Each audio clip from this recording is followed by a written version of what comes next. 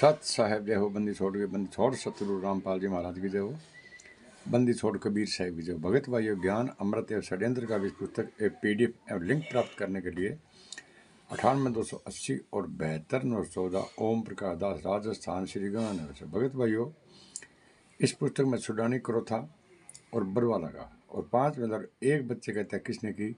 संपूर्ण जानकारी के लिए पढ़े ज्ञान अमृत एवं षड्यंत्र का भी पुस्तक। भगत भाइयों, अब मैं आप लोगों को ये बता देना चाहता हूँ कि ये RSS के गुंडे, मुन्नी धर्मा ट्रस्ट के गुंडे और कबीर परमेश्वर भक्ति ट्रस्ट के गुंडे, इन लोगों ने बड़ा षड्यंत्र के तहत संत रामपाल जी महाराज को आजीवन कारावास करवा दिया और देशद्रोह के मुकदमा चल रहा है, जिस पर ये पैसे पर भी नहीं आने देते, ताकि संत रामपाल जी महाराज का जेल से ही, ये गुंडे बोल रहे हैं कि संत रामपाल जी महाराज जेल धाम से ही सतलोक जाएंगे। तो भगत भाइयों, अब मैं आपको 443 का सुना रहा हूँ, जो गैस सिलेंडर और डीजल पेट्रोल के बारे में जो संत रामपाल जी महाराज पर मुकदमा बना था। उसके अंदर संत रामपाल जी महाराज नहीं फंस रहे थे भगत भाइयों, ये गुंडे फंस रहे थे, क्योंकि पहले तो इन लोगों ने बंदी छोड़ भक्ति मुक्ति ट्रस्ट बनाया था, उसके बाद में कबीर परमेश्वर बनाया था, उसके बाद में कबीर परमेश्वर भक्ति ट्रस्ट बनाया था, उसके बाद में करुणा में भक्ति ट्रस्ट बनाया था, उसके बाद में भगत भाइयों इन लोगों ने मुनीज जमा ट्रस्ट बनवा लिया। आप लोगों को ये पता नहीं है कि ये मतलब ये ट्रस्ट क्यों चेंज कर रहे हैं। भगत भाइयों, ये ट्रस्ट ऐसे चेंज कर रहे हैं कि संत रामपाल जी महाराज के नाम 1 रुपया बैंक बैलेंस नहीं है और 1 की ज़मीन नहीं है। जितने भी आश्रम बने संत रामपाल जी महाराज नाम नहीं है। भगत भाइयों, अगर है तो आप इन गुंडों से पूछो कि संत रामपाल जी महाराज के नाम कितने आश्रम है और हमारे उसको नकल दिखाइए। तो भगत भाइयों, आपको नकल नहीं दिखाएंगे और ना ही भगत भाइयों आपको ये जजमेंट की फाइल दिखाएंगे। तो इन गुंडों ने क्या काम किया, FIR नंबर 443/2014 जो गैस सिलेंडर एवं डीजल आदि के संबंध में आश्रम बरामदगी इसको लेकर दर्ज हुई थी भगत भाइयों। और इन गुंडों ने क्या काम किया संत रामपाल जी महाराज को तो गिरफ्तारी करवा दी। उसके बाद में इन गुंडों ने उनसे पहले खाली सिलेंडर ला के भगत भाइयों 300-400 रख दिया, ताकि संत रामपाल जी महाराज को आजीवन कारावास हो जाएगी, उस समय 5-7 को मार देंगे। ठीक है ना। उसमें न्यायालय में संत रामपाल जी को धारा 7 आवश्यक वस्तु अधिनियम के तहत 3 साल की कैद और 5,000 रुपये जुर्माना सजा सुनाई गई थी भगत भाइयों गैस सिलेंडर डीजल पेट्रोल में, जिसके विरुद्ध संत रामपाल जी महाराज ने अपील दायर किया, जिसकी अपील नंबर CRA 175/2011-2021 है। यह अपील दिनांक 29/10/2021 को मिस सोनिया जुडिशल मजिस्ट्रेट प्रथम वर्ग के द्वारा दी गई फैसला व सजा खिलाफ दिनांक 1/11/2021 को फाइल की गई। अपील की सुनवाई 1 वर्ष 2 माह 15 दिन तक सुनवाई के बाद दिनांक 16/1/23 को अपील का डिसीजन आया, जिसमें न्यायालय ने निम्न न्यायालयों को फैसले व सजा को निरस्त करते हुए संत रामपाल जी महाराज को बरी किया। भगत भाइयों, इसके अंदर राम कुमार ढाका, महेंद्र, बलजीत वगैरह वगैरह जितने भी एक कमेटी के थे ना, ये सभी फंस रहे थे, क्योंकि ये राष्ट्रीय समाज सेवा समिति ये मैनेजमेंट के गुंडों की है।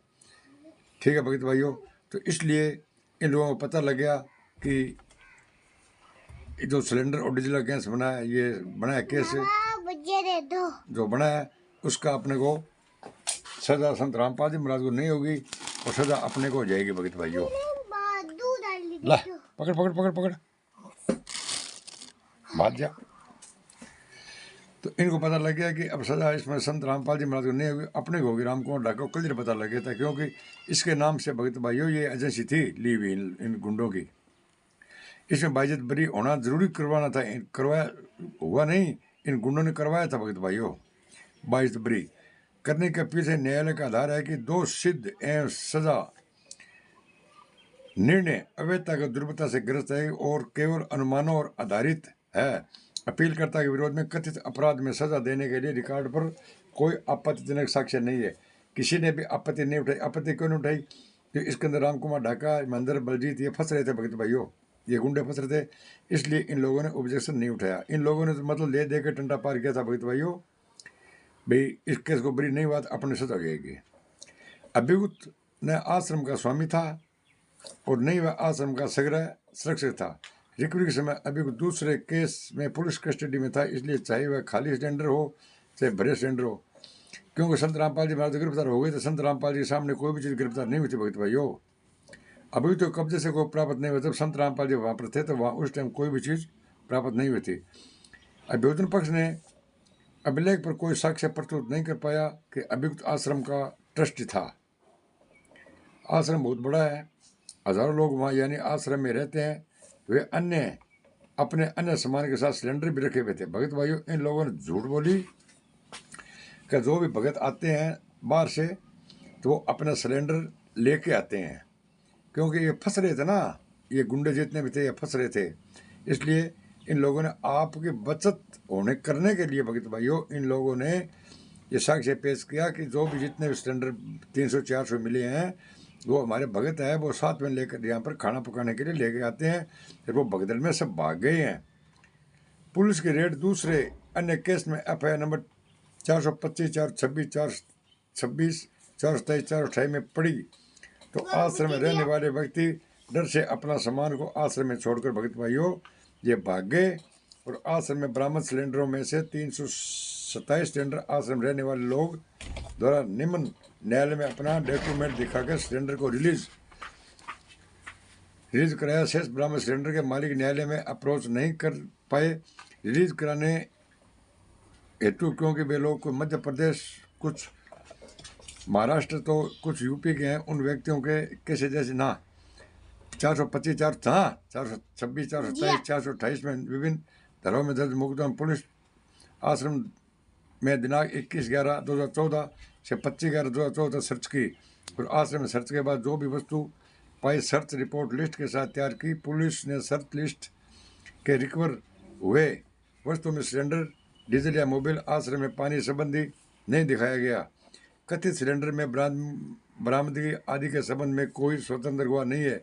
पुलिस द्वारा कोई प्रॉपर प्रोसीजर नहीं अपनाई गई और ना ही अभिलेख पर साक्ष्य मौजूद है कि अभियुक्त ऐसे आवश्यक वस्तु का मार्केट कालाबाजारी करता है या व्यापार करता है। अतः निम्न न्यायालय मिसकैरेज किए। FIR में अभियुक्त का नाम नहीं है और ना स्पेसिफिक अभियुक्त के विरुद्ध कोई एलिगेशन है। अतः अपील स्वीकार किए जाने एवं सजा को सेट साइड करने में कोई अड़चन उत्पन्न नहीं होता। क्यों अड़चन उत्पन्न करने वाले भगत भाई ये कानून गुंडे थे, यही लोग फंस रहे थे, इसलिए इन लोगों ने कोई भी अड़चन नहीं की। न्यायालय ने पाया कि वियोजन पक्ष यह साबित नहीं कर पाया कि अभियुक्त के पोजीशन कब्जा से बरामद हुई तथा यह भी साबित नहीं कर पाया कि अभियुक्त आश्रम में ओनर है और अकेला ट्रस्टी है। कि संत रामपाल जी महाराज साबित नहीं कर सके, क्योंकि संत रामपाल जी के गैर हाजिरी में सारा काम हुआ है। भगत भाइयों, केवल यह कह देना कि सतलोक आश्रम में रिकवरी हुई है सजा के लिए काफ़ी नहीं है, बल्कि अभियोजन पक्ष को यह साबित करना पड़ेगा कि वह जहाँ से वस्तु की बरामदी हुई है वह शनि सतलोक आश्रम के मालिक अभियुक्त अतः निम्न न्यायालय ने गलत फैसला लिया है। गुंडे का सजा निरस्त की जाती है। इस तरह सत्र न्यायालय निम्न न्यायालयों को आदेश को निरस्त करते हुए संत रामपाल जी महाराज को दिनांक 16/1/23 को 22 बरी कर दिया। भगत भाइयों 22 बरी ऐसे कर दिया ना, ये गुंडे फंस रहे थे भगत भाइयों, इसलिए इन लोगों ने इसको बरी कर दिया। और क्यों ये मेन गुंडे फंस रहे थे, इन लोगों ने ट्रस्टों के नाम चेंज करते रहे भगत भाइयों, ताकि मतलब जितना भी धन है वो पूरा ट्रांसपोर्ट होता रहे। ठीक है भगत भाइयों, 5 मेंबर एक बच्चे गए थे, किसने किया और बरवाला आश्रम के अंदर इन गुंडों ने क्या कैसे उत्पाद मचाया, सच्चाई पूरी जाननी है भगत भाइयों तो पढ़े ज्ञान अमृत एवं षड्यंत्र का भी साहब जय हो। बंदी छोड़ सतगुरु रामपाल जी महाराज की जय हो।